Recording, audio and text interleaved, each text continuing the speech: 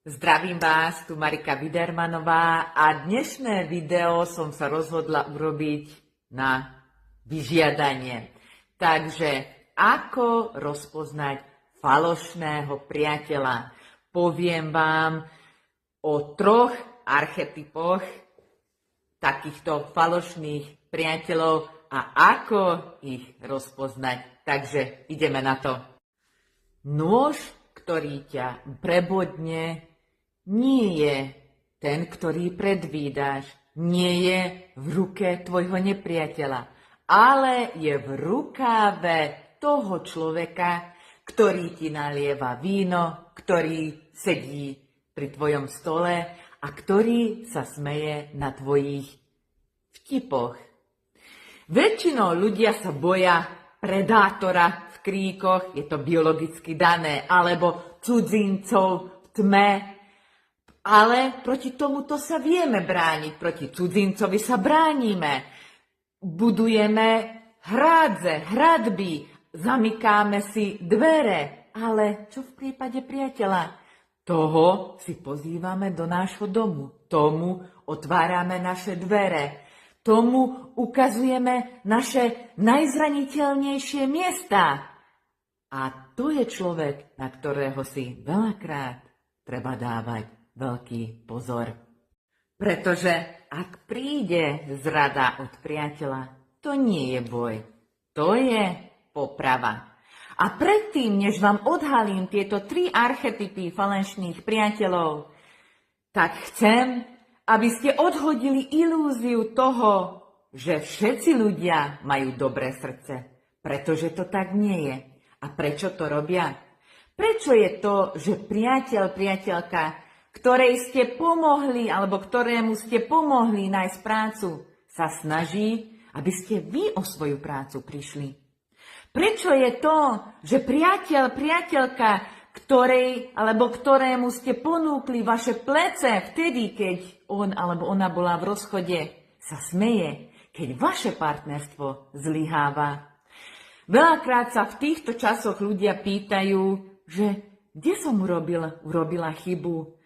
Prečo sa to vlastne stalo? A je to veľakrát preto, že vychádzame sami zo seba, že keď my máme dobré srdce, že aj ten druhý má dobré srdce. Ale toto je tá ilúzia, ktorú chcem, aby ste odhodili. A títo ľudia, vlastne títo priatelia, priateľky, neznamená, že vás nenávidia. Oni vás zradia pretože im stojíte v ceste, pretože vy slúžite ako užitočné palivo pre ich posun, pre ich level up. Je to ľudská natúra. Pre mnoho ľudí totižto váš úspech predstavuje, alebo oni to pociťujú ako ich zlyhanie. Pretože ak ste na rovnakej úrovni, ste rovnocenní. Ale v momente, ak vy postúpite, ak získate lepšie pracovné miesto, keď vás povýšia, keď dostanete peniaze, keď dostanete uznanie, tak sa medzera medzi vami zvýši. A to vytvára psychologický zákon, že tí ľudia sa cítia potom menej. A vtedy vzniká úzkosť a vtedy vzniká závisť. A závisť je najnebezpečnejšia emócia v ľudskom spektre emócií. Takže ideme na to. Prvý archetyp je to podliezač, lichotník, pochlebovač. Lichotník, podliezač je ten človek, ktorý s vami vždy súhlasí, ktorý sa smeje najhlučnejšie, najrýchlejšie, ktorý vám povie, že vždy máte pravdu, ktorý povie, že ste najmúdrejší v miestnosti, aj keď to tak nie je. Pretože tento človek, lichotník, krmí vaše ego a to robí preto, aby zaslepil váš správny úsudok. Pretože skutočný priateľ vám povie, ak robíte niečo zlé. Skutočný priateľ vám povie, ak máte špenát medzi zubami, ak ste na výsmech, alebo ak váš nápad je hlúposť, ale lichotník, on sa snaží vás opiť týmito lichvotkami, pretože vtedy, keď ste opití týmito lichvotkami, ste ľahko manipulovateľní. A tento človek stavil na vašu márnivosť. V momente, ak vaše postavenie sa zmení, respektíve stratíte postavenie, stratíte status, bude prvý, ktorý zmizne. Pretože tento človek bol verný vašej korune a nie vašej osobe. Archetyp číslo 2 je to krízový architekt, alebo ja im hovorím aj dizajnéri chaosu. To je typ priateľky, priateľa, čo je už rafinovanejší, ale sú to ľudia, ktorí sú neustále v chaose, ktorí sú vždy obeťami, ktorí sú vždy v nejakej tragédii, ktorým pomáhate riešiť ich chaos alebo problémy, ktoré si spôsobili sami, ktorým požičiavate peniaze, ktorých počúvate nekonečné hodiny a ono sa to zdá, ako by ste mali hlboké spojenie, ale nie je to tak. Vy ste iba využití, využité.